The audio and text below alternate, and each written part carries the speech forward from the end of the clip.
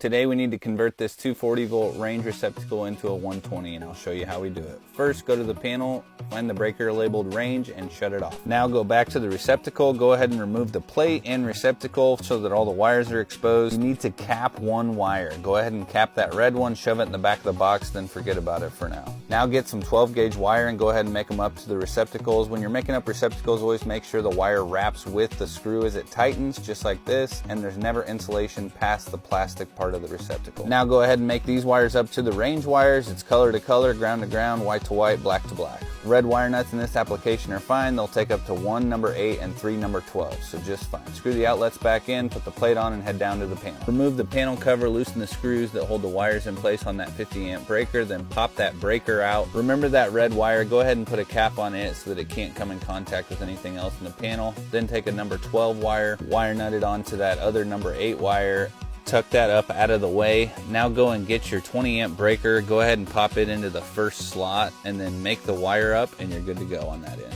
Put your panel cover back on. Remember, if you're not comfortable with this, there is a main breaker usually in the panel. You can go ahead and slide it over or down depending on the panel to shut the power off to the whole panel. They do make what's called panel fillers. You have to put those in place because I went from a 2-pole to a single pole and there was just a wide open hole in the panel. So go ahead and pop that in, and then you're good to go. Turn the breaker on, and as long as it doesn't trip, test the outlets and you should be fine.